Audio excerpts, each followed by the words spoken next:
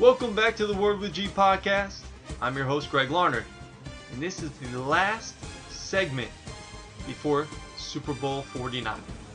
And I'm going to assure you, there's going to be nothing deflated about this segment here on the Word with G.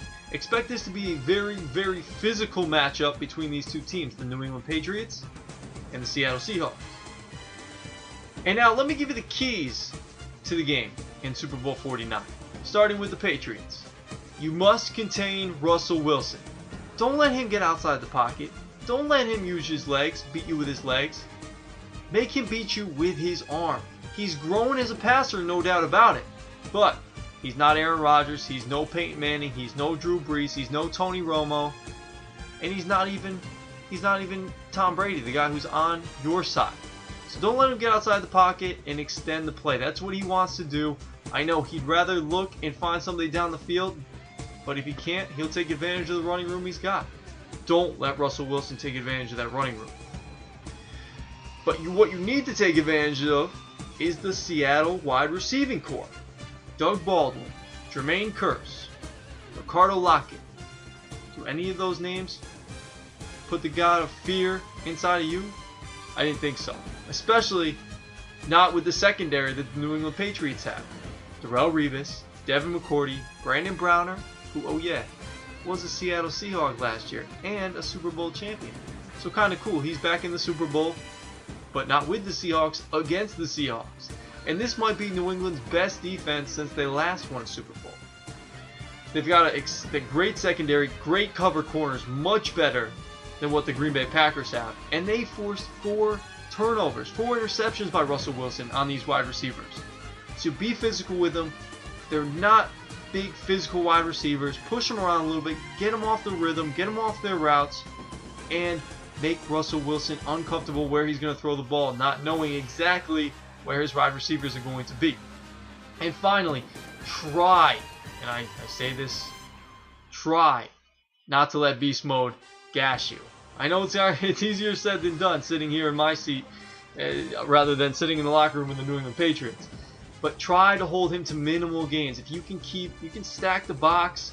You know, Jamie Collins is there, Ninkovich is there. You've got Will Fork in the middle, the big run stopper. Just try to contain him. Don't let him gash you. Don't let him get off for a 40, 50, 60-yard run. Those are going to kill you. But if you can hold him to 3, 4, 5, 6 yards at a clip, and you know maybe you get him for a loss once or twice, and hold him to about 3, 4 yards a carry, I think you'll be okay. I think the Patriots will be all right.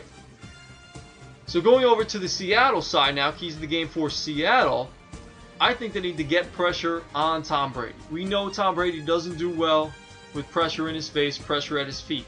Keep him, don't let him stay inside the pocket. Don't let him beat you in the pocket. Get him outside the pocket. And it's kind of interesting because these two quarterbacks, Russell Wilson, Tom Brady. Russell Wilson, we're trying to keep him inside the pocket. But Tom Brady, we want him outside the pocket. Make him move his feet. This guy's 38 years old. Russell Wilson's 26. He wants to move around. He's very athletic. He's young. He's youthful. He wants to move around. He wants to use his athletic ability. Tom Brady, on the other hand, wants a nice clean pocket. Not too many hands in his face. No doubt there's going to be at some point, there's going to be pressure on Tom Brady. He's going to have to move a little bit. But at the same time, he wants a nice pocket. He wants to beat you from the pocket. Give him 7-8 seconds to throw. If he gets 7-8 seconds to throw, he will beat the Seattle secondary. No doubt about it. So you can't give him that 7-8 seconds to throw.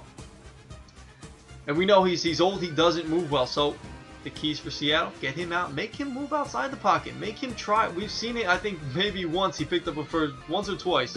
He picked up the first down with his feet. He doesn't want to do that. He wants to beat you with his arm. Try to make him beat you with his legs. And the big matchup in this game going to be Gronk versus Cam Chancellor. Huge assignment for Cam Chancellor. But he's a big physical guy. I think he'll be able to handle Gronk. But still, it's going to be tough. It's not going to be an easy assignment for Cam Chancellor. It's a huge matchup. A play by either one of these guys, either way, could determine the outcome of this game. Whoever rises up to the occasion makes the play. And you really have to be physical with him and tackle him. Disrupt his routes. He's not the quickest guy. He's not the most agile. Cam Chancellor is. Maybe you can bump him off his mark, get him off his route, and maybe disrupt the rhythm with Tom Brady and Gronkowski. That's what you need to do. Also, make sure you get him to the ground. Don't let him the yards after the catch, whether it's Richard Sherman, Jeremy Lane, Byron Maxwell, Earl Thomas, Cam Chancellor. You guys got to get him to the ground. Get Rob Gronkowski to the ground once he catches the ball. You know he's going to catch the ball. Make sure you get him to the ground. So those are my keys to the game for the New England Patriots and the Seattle Seahawks.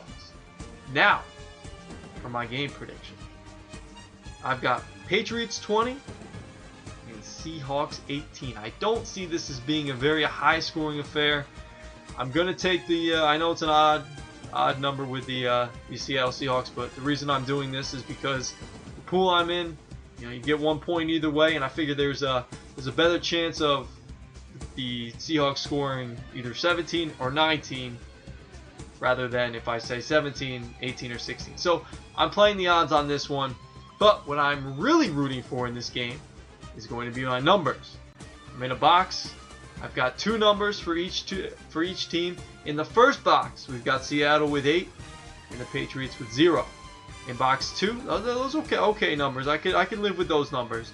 In the box 2, we've got Seattle 5 and the Patriots 7. Those might be tough numbers to come by, but we'll see what happens. Hopefully they can make me some money.